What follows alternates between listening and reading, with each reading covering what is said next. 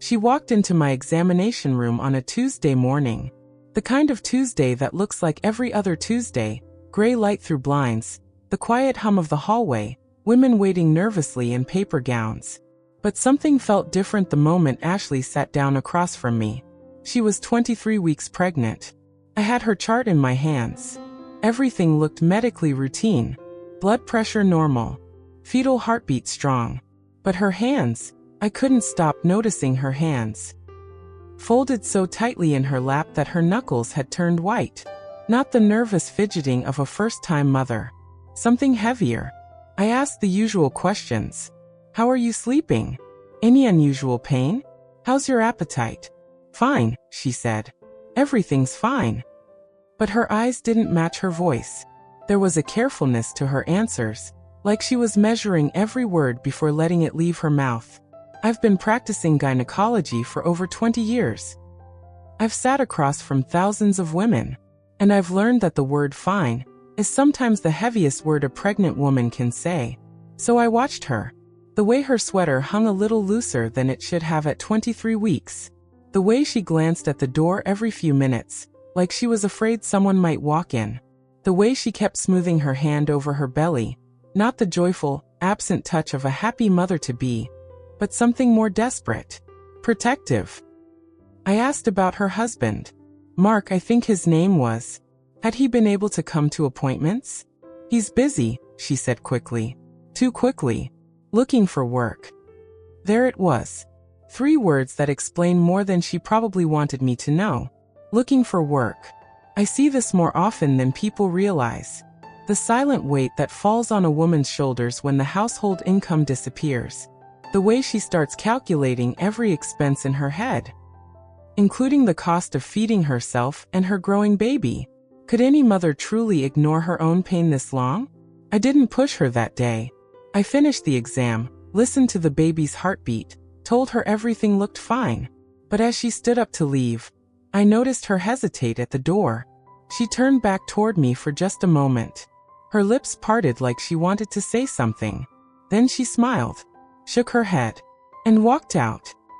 That was the first time I suspected Ashley was hiding something. It would not be the last. Let me tell you what Ashley didn't say that morning. 3 months earlier, she had been 12 weeks pregnant. Still early enough that she hadn't told many people. Still early enough that every little cramp made her hold her breath. But she and Mark had been happy. Not wealthy. They were never wealthy, but comfortable enough. He worked in sales. She worked part-time at a bookstore. They had started painting the nursery a soft yellow. Then Mark came home early on a Tuesday. Not this Tuesday. A different Tuesday. He walked through the door at 2 in the afternoon, still wearing his work clothes, carrying a cardboard box. Ashley was making tea in the kitchen. She turned when she heard the door and saw his face. She knew immediately. He didn't have to say the words. She saw it in the way he set the box down too carefully on the kitchen table. In the way he wouldn't look directly at her. In the way his hands shook as he loosened his tie. They eliminated my whole department, he finally said. His voice sounded hollow, like someone had scooped out everything inside him and left only the shell. Ashley didn't cry. That surprised her later. What she felt in that moment wasn't sadness. It was something sharper. Something that moved through her body like cold water. Fear. Not for herself. For him. For the way his shoulders had started to curl inward, making him look smaller than she had ever seen him. She walked over and put her arms around him. We'll figure it out, she said. And she meant it. But here's what she didn't say. Here's what started happening inside her from that moment forward. Every time she thought about food, about the pregnancy cravings that had already begun waking her at 3 a.m., a new voice appeared in her head. A voice that calculated, that measured, that asked, can we afford this? She stopped buying the organic yogurt she loved. She stopped adding fresh berries to her morning oatmeal. She started eating smaller portions at dinner, so Mark wouldn't notice there was less food in the house. And the refrigerator slowly became emptier. Not all at once. One missing item at a time. Until looking inside it felt like looking at a map of their shrinking hope. But Ashley never complained. Not once. Because she had already made a silent decision. She would protect Mark from this. She would carry the weight, so he didn't have to. What happens when a woman starts hiding her suffering to protect the people she loves? I'll tell you. She disappears. Slowly. One skipped meal at a time. Pregnancy cravings are not a joke. They are not something women exaggerate for attention. They are physical, demanding, almost unbearable needs that come from somewhere deep inside the body. I have seen women cry over a missing pickle. I have seen women send their husbands to 3 different stores for a specific brand of ice cream. The body is building an entire human being. It demands fuel. And it does not care about budgets. Ashley's cravings started around week 14. She would wake at 2 in the morning with a desperate need for green apples. Not red apples. Not apples cut into slices. Whole green apples, cold from the refrigerator, eaten standing in the kitchen in the dark. She could taste them in her dreams. She could smell them when she closed her eyes. But the refrigerator was mostly empty now. Mark had been applying for jobs for 2 weeks. No calls back. He spent his days at the kitchen table, laptop open, sending resume after resume into what felt like a void. The silence between them had grown thicker. He didn't talk about money. She didn't ask. Both of them pretending everything was normal, while knowing nothing was normal. So Ashley stopped mentioning her cravings. She stopped saying, "I really want pickles," or "Can we get strawberries?" She stopped walking down the grocery aisle that held the fresh produce, because looking at it made her chest hurt. Instead, she ate what they had. Rice. Beans. The same 3 things rotated over and over. One afternoon, she found herself standing outside the neighbor's apartment. The neighbor was cooking something with garlic and tomatoes and maybe rosemary. Ashley stood there for a full minute, eyes half closed, just breathing in the smell. Her stomach made a noise so loud she was sure someone heard. She walked back to her own kitchen, opened the refrigerator, stared at the half-empty jar of pasta sauce and the wilted lettuce. And she started Googling on her phone. Not recipes. Food prices. Comparing costs between stores. Calculating how much a bag of apples would take from their remaining savings. Doing the math on whether her cravings were worth the guilt. She decided they weren't. That night, Mark asked her what she wanted for dinner. She said she wasn't hungry. He didn't push. He hadn't been pushing much lately. Too lost in his own shame to notice that his pregnant wife was slowly learning how to be hungry in secret. Some cravings never get named. Some hungers stay invisible. By week 20, I could see it in her blood work before I saw it in her face. The numbers were wrong. Hemoglobin too low. Iron levels below where they should be for a woman halfway through her pregnancy. Protein markers that made me frown and check the dates twice. These weren't the numbers of someone eating poorly because of morning sickness or food aversions. These were the numbers of someone who simply wasn't getting enough. I called Ashley in for what I told her was a routine check. But there was nothing routine about the way I watched her walk through my door. She had lost weight. Not much. Maybe 3 or 4 pounds. But at 20 weeks pregnant, she should have been gaining. Her belly was growing. That much was visible, but the rest of her looked thinner. Her collarbones stood out more than I remembered. Her wrists looked fragile when she folded her hands in her lap. "Ashley," I said gently, closing her chart and setting it aside. "I want to talk about nutrition." She nodded. Her face gave nothing away. "I'm seeing some concerning patterns in your labs. Your iron is low. Your protein is low. Your body is working very hard to grow this baby, and it's not getting the fuel it needs." "I've been eating," she said. "I believe you. But I need you to be honest with me. What does a normal day of food look like for you right now?" She paused. Just for a second. But I saw it.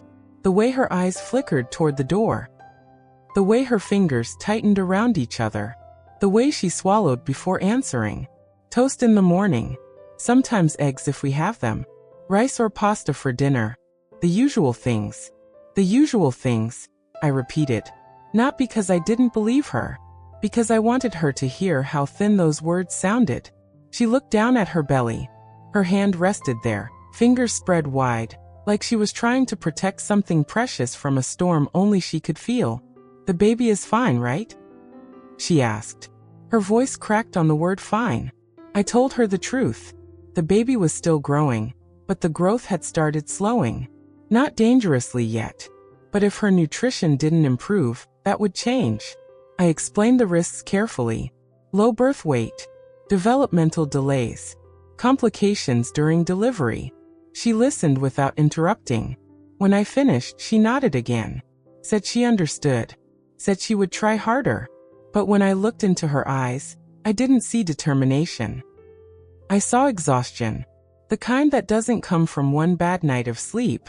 The kind that comes from carrying something heavy for too long without asking for help. I asked if Mark knew how little she was eating. Her face finally broke. Just for a moment.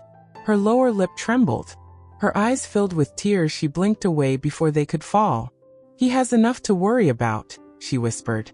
And in that whisper, I understood everything. The nights were the hardest. Not because the hunger woke her up, though it did constantly now, but because the nights were when Ashley could no longer pretend that Mark was okay. In the darkness, with no distractions, she could feel the weight of his silence pressing against her skin. He had stopped talking about job applications. Stopped mentioning interviews that went nowhere. Stopped saying maybe tomorrow with that forced optimism that fooled nobody. Now he just lay beside her, staring at the ceiling, his body rigid with a shame so heavy it seemed to fill the entire room. Ashley listened to him breathe. Slow and careful, like he was trying not to take up too much space. One night, she heard him crying in the shower. He had turned the water on hot, let the bathroom fill with steam, probably thinking she couldn't hear him over the sound of the pipes. But she heard. Every muffled sob traveled through the wall and landed somewhere inside her chest, sharp as broken glass. She didn't knock. Didn't ask if he was okay. Because what would she say? What could either of them say without breaking something? Instead, she went to the kitchen and opened the refrigerator. Empty shelves stared back at her. A half-empty jar of pickles. 2 eggs. The heel of a bread loaf. She closed the door without taking anything. That was when she made another silent decision. A dangerous one. She stopped taking her prenatal vitamins. Not because she wanted to, but because she had calculated the cost. $30 a month. That could buy eggs for 2 weeks. Or rice. Or beans. The vitamins felt like a luxury she couldn't justify while Mark was updating his resume at midnight. Circles dark under his eyes, hope draining out of him like water from a cracked cup. She hid the bottle in the back of the medicine cabinet. Told herself it was temporary. Just until he found something. Just until the pressure lifted. But the pressure didn't lift. It grew. She started eating 1 meal a day instead of 3. Told Mark she was having food aversions, which was technically true. She had an aversion to watching him feel guilty about feeding her. She learned to move slowly through the apartment, conserving energy. She learned to drink water when she was hungry, hoping it would fill the empty space in her stomach. And she learned to lie. Beautiful, gentle lies. Every smile she gave him was a lie. Every "I'm fine" was a lie. Every time she touched her belly and said, "We're doing great." Another lie. Could any mother truly ignore her own pain this long? She could. She was. Because she had decided that his emotional survival mattered more than her physical comfort. And somewhere in that decision, she stopped seeing herself as someone who deserved to be fed. She was protecting him. But she was disappearing. And nobody noticed. Not yet. 24 weeks. The anatomy scan that should have been routine. Just another look at the baby. Just another chance to hear the heartbeat and measure the bones and reassure a mother that everything was progressing normally. But when I placed the ultrasound probe on Ashley's belly and watched the image appear on the screen, my stomach tightened. The baby was small. Too small. I measured the femur length, the head circumference, the abdominal circumference. Each measurement confirmed what my eyes had already told me. The baby's growth had slowed significantly since her last visit. Not a little. Enough to make me set down the probe and turn toward her with a seriousness I couldn't hide. "Ashley, I need you to listen to me carefully." Her face went pale. Her hand flew to her belly, clutching it like she could physically hold the baby safe inside her. The baby is not growing as quickly as he should be. His measurements are falling behind. This is directly related to nutrition. Your body cannot build a healthy baby without enough fuel. Mark was sitting in the corner of the room. He had come to this appointment. Ashley had asked him to, probably because she knew I would have questions. He sat forward now, elbows on his knees, his face a mixture of confusion and growing fear. "What does that mean?" he asked. "What are you saying?" I looked at Ashley. Her hands were trembling. Not the subtle tremor I had noticed before. These were visible shakes, her fingers vibrating against her belly like leaves in a wind. "When was the last time you ate a full meal?" I asked her directly. She didn't answer. "Ashley, a few days ago," she whispered. Mark stood up. "What? What does that mean? A few days?" "I eat," she said quickly. "Too quickly. I eat every day. Just not large amounts." "Her labs show significant deficiencies," I explained, keeping my voice calm even as my concern grew.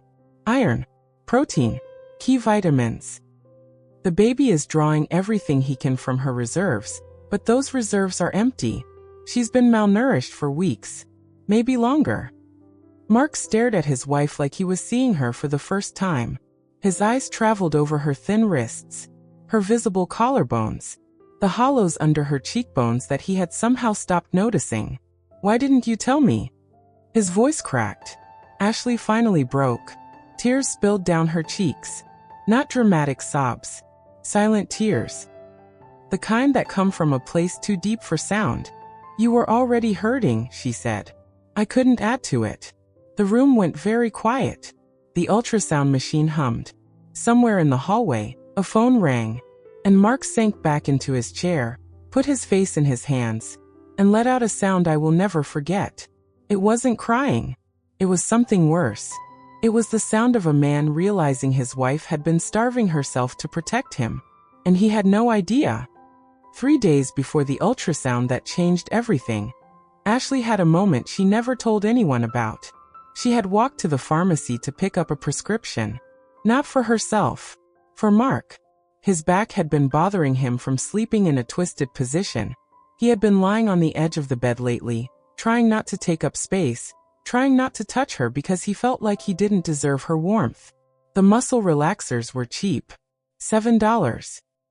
She had counted the coins in the jar by the door to make sure she had enough. The pharmacy was 6 blocks from their apartment.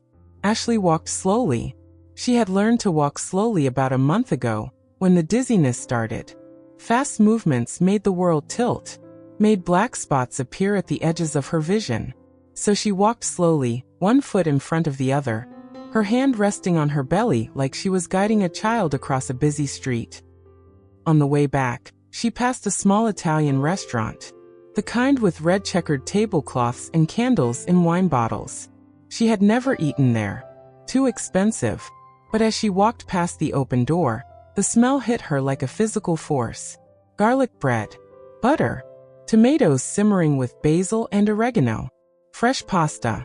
The scent wrapped around her, entered her lungs, filled every empty space in her body with something that felt almost like memory. Like her body remembered food even when her mind had stopped expecting it. She stopped walking. For 5 minutes, Ashley stood outside that restaurant with her eyes closed. Just breathing. Just letting the smell fill her mouth with saliva and her stomach with desperate, aching need. She imagined sitting at one of those tables. Imagine someone placing a warm basket of bread in front of her. Imagine taking a bite and feeling her body sigh with relief. A server walked past her carrying plates of spaghetti and meatballs.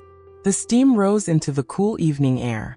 Ashley could smell the Parmesan cheese, the fresh parsley, the sauce that had been simmering for hours. Her stomach made a noise. Loud. Unforgiving. She opened her eyes. Looked down at her belly. Touched the small bump that should have been bigger by now. "I'm sorry," she whispered to the baby. "I'm so sorry." Then she walked home. 6 blocks. Slowly. Past the closed coffee shop. Past the bus stop where a woman was eating a sandwich. Past the convenience store where she could smell hot dogs turning on a metal roller. She walked into her kitchen, opened the refrigerator, stood there in front of the empty shelves. That night, after Mark fell asleep, Ashley went into the bathroom, closed the door, turned on the faucet so he wouldn't hear, and cried. Not the silent tears she had perfected. These were sobs. Ugly. Guttural. The kind of crying that comes from a place so deep and so exhausted that there are no words left. She cried for the garlic bread she would never taste. For the baby who was probably hungry too. For the husband who would hate himself if he knew. For the woman she used to be. The one who ate without guilt, who bought strawberries just because they looked good, who never calculated the cost of feeding herself. She cried until there was nothing left. Then she wiped her face, turned off the faucet, and went back to bed. Mark never stirred. The dizziness came 2 days after the restaurant. Ashley was standing in the kitchen, staring at a jar of peanut butter. She had been trying to decide if she could justify eating a spoonful. Just one. Just enough to stop the shaking in her hands. She had opened the jar, lifted the spoon, and then the room tilted sideways. Not slowly. Not the gentle sway she had learned to expect. This was sudden and violent, like someone had reached inside her head and flipped everything upside down. The walls blurred. The floor rushed up toward her face. She grabbed the counter with both hands, knuckles white, breath caught somewhere between her chest and her throat. For 10 seconds she couldn't see, couldn't think, couldn't do anything but hold on and pray she wouldn't fall. When her vision cleared, she was on her knees. She didn't remember getting there. The tile was cold beneath her legs. The peanut butter jar had rolled across the floor and stopped against the refrigerator. She sat there for a long time, breathing, waiting for her heart to stop slamming against her ribs. Okay, she whispered to herself. Okay, just slow. Just stand up slowly. She pulled herself up using the counter. Her arms trembled. Her legs felt like they belonged to someone else. But she stood.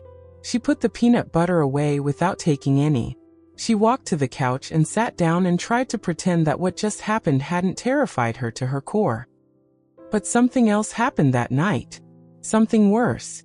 She was lying in bed, one hand resting on her belly the way she always did. When she realized she couldn't remember the last time she had felt the baby move, she waited, counted the seconds, the minutes. Nothing. She pressed her palm more firmly against her belly. She shifted onto her side, then onto her back. She drank a glass of cold water. Everything the online forum said to try when you needed to wake up a sleepy baby. Nothing. Nothing. Nothing. Fear flooded through her body, hot and cold at the same time. The kind of fear that makes your ears ring and your mouth go dry and your hands shake so badly you can't hold a cup of water. She thought about waking Mark. He was right there, sleeping beside her, his face slack with exhaustion. She looked at him and saw the circles under his eyes. The way his shoulders were hunched even in sleep. The unemployment letter on the kitchen table. The savings account with less than $400 left. She couldn't add an emergency room bill to everything else. She couldn't wake him from the only peace he had. She couldn't be the reason they lost everything. So she lay there in the darkness, one hand on her silent belly, and prayed. Please move. Please be okay. Please let me feel you. She prayed until dawn. And still the baby did not move. Morning came like a mercy she didn't deserve. Ashley hadn't slept. She had lain perfectly still for 7 hours. Her hand pressed against her belly, waiting for a flutter, a kick, any sign that her baby was still alive. The sun rose through the thin curtains. Mark stirred beside her. And still nothing. She couldn't hide it anymore. Mark, she whispered. Her voice sounded strange, thin, like it had traveled through a long tunnel to reach her own ears. He opened his eyes slowly, looked at her face, and something in her expression must have told him everything, because he sat up immediately, fully awake, his hand reaching for hers. What's wrong? I can't feel the baby. I haven't felt him since yesterday morning. The words hung in the air between them. Mark stared at her. For 3 seconds, neither of them breathed. Then he was out of bed, pulling on clothes, grabbing his keys, his phone, her coat. Why didn't you wake me? His voice was sharp with fear. Not anger. Fear. I didn't want to worry you. You didn't want to. Ashley, you're pregnant. You haven't felt our baby move in almost 24 hours and you didn't want to worry me. He didn't wait for an answer. He pulled her off the bed, wrapped the coat around her shoulders, and half carried her to the car. She didn't protest. She didn't have the strength. The emergency room was chaos. Bright lights. Loud voices. Someone put her in a wheelchair. Someone else stuck an IV into her arm. Mark was talking to a nurse, then a doctor, then another nurse. His voice sounded far away. Everything sounded far away. Then someone placed the Doppler against her belly. And for one terrible, endless moment, there was nothing. No sound. No heartbeat. No proof that the small life inside her was still fighting. Ashley grabbed Mark's hand so hard she felt his bones shift. Please, she whispered. Not to the doctor. Not to Mark. To someone she wasn't sure was listening anymore. Please don't take him. And then a sound. Faint. Fust. A tiny heartbeat racing like a hummingbird's wings. The doctor let out a breath. Mark's knees buckled. Ashley dissolved into tears so violent her whole body shook. But the relief lasted only seconds. Because the doctor's face grew serious again as she studied the monitors. She called for more tests. An ultrasound. Blood work. A fetal assessment. The baby is alive, she said carefully. But he's in distress. His growth has been severely compromised. We need to figure out why his mother is malnourished and dehydrated. The doctor looked at Mark, then at Ashley, then back at Mark. When did she last eat a full meal? Mark opened his mouth, closed it, looked at his wife with an expression of dawning horror. Ashley, he said slowly. When? She couldn't answer. She couldn't lie anymore. She could only turn her face away and let the tears fall onto the thin hospital pillow. And in that silence, Mark understood. Everything. The empty refrigerator.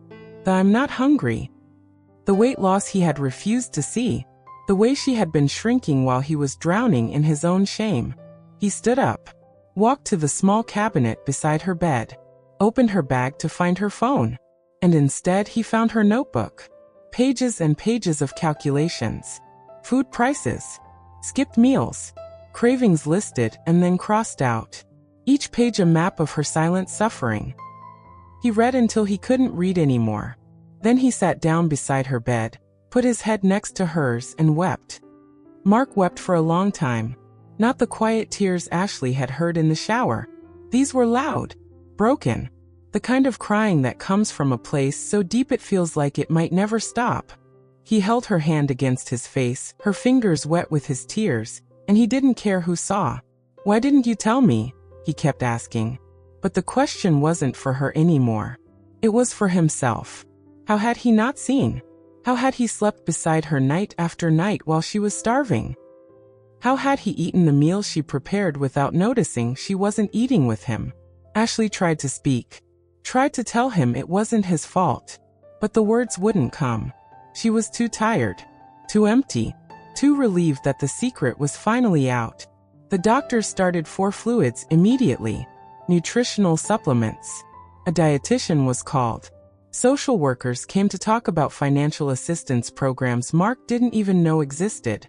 Food stamps. WAC. Emergency grocery vouchers.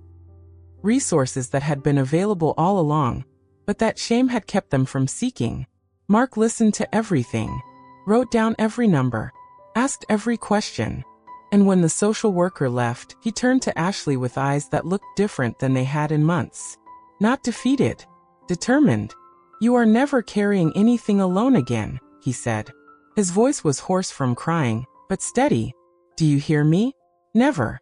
I don't care if I have to work 3 jobs. I don't care if we have to ask for help. I don't care if I have to swallow every bit of pride I have left. You and this baby come first. Always. I was just too blind to see that you needed me to remind you. Ashley shook her head weakly. You were hurting too. So were you. He pressed his forehead against hers. And I should have seen it. I should have looked past my own pain long enough to notice that my pregnant wife was disappearing right in front of me. I'm sorry. I'm so sorry. Something shifted between them in that hospital room. Something that had been broken for months finally started to heal. Mark made phone calls that night. To his parents. To her sister. To anyone who would listen. He asked for help. Not loans. Not handouts. Help. Food. Meals delivered to their apartment. A grocery store gift card. Someone to sit with Ashley while he went to job interviews. And people showed up. Because that's what happens when shame stops hiding the truth. Love rushes in to fill the space. Within 24 hours, Ashley had proper nutrition flowing through her and into her body. Within 48 hours, the baby's heart rate stabilized. Within 3 days, she felt him kick again. A small movement. Then another. Then a flutter that made her cry out with joy. Mark was holding her hand when it happened. He felt the kick too, pressing against his palm. "Hey there, little guy," he whispered to her belly. "Your mom has been taking care of everyone else. Now it's our turn to take care of her." The baby kicked again. Like he understood. Some stories deserve to be remembered. Moments like this remind people not to lose hope. The weeks that followed were not easy. Healing never is. But something had changed. Mark went to every appointment after that. He sat beside Ashley in my examination room, asked questions, took notes, and held her hand through every blood draw and every ultrasound. He learned the names of the vitamins she needed. He learned to recognize the signs of dizziness before she mentioned them. He became the protector she had been trying so desperately to protect. And slowly, her body began to respond. The weight came back. Not all at once, but pound by pound. Her blood work improved. The baby's growth curve, which had been falling dangerously behind, started climbing. Not perfectly. Not without worry. But climbing. Mark found work during week 32. Not the job he had lost. Something smaller. A position at a hardware store, stocking shelves, minimum wage. He came home that night with tears in his eyes and a bag of green apples in his hands. "For you," he said. "And for him. Because you both deserve apples. As many as you want. Forever." Ashley laughed and cried at the same time. She ate 3 apples standing in the kitchen. And for the first time in months, she wasn't calculating the cost. Week 35 brought new fears. The baby was still small. The doctors talked about possible early delivery, about monitoring, about being prepared. But Ashley didn't hide from the fear anymore. She let Mark hold her through it. She let her mother come stay with them. She let herself need help. Week 37, her water broke at 3 a.m. Mark drove to the hospital like a man possessed, one hand on the wheel and one hand gripping hers. She was scared. Of course she was scared. But she wasn't alone. And that made all the difference. The labor was long. 14 hours. There were moments when her body seemed too tired to continue. Moments when the monitors showed the baby struggling. Moments when the medical team exchanged looks that made Mark's heart stop. But Ashley kept fighting. She had been fighting for months. She wasn't about to stop now. And then, at 5:17 p.m., on a Thursday that looked like any other Thursday, a baby boy cried for the first time. He was small. 5 pounds 6 ounces. His cry was thin but persistent. His fingers curled into tiny fists. And when the nurse placed him on Ashley's chest, the look on her face was something I will carry with me for the rest of my life. Not just joy. Not just relief. Recognition. Here was the life she had starved to protect. Here was the son she had prayed for in the dark. Here was the proof that her love had been enough, even when her body had nothing left to give. Mark cut the cord with shaking hands. He kissed Ashley's forehead. He kissed his son's tiny feet. And he whispered something none of us were meant to hear, but that I will never forget. "I'm here. We're both here. And we're never letting you go." The baby opened his eyes. Dark eyes. Curious eyes. Eyes that had never seen light before. He looked at his mother, then at his father, and he stopped crying.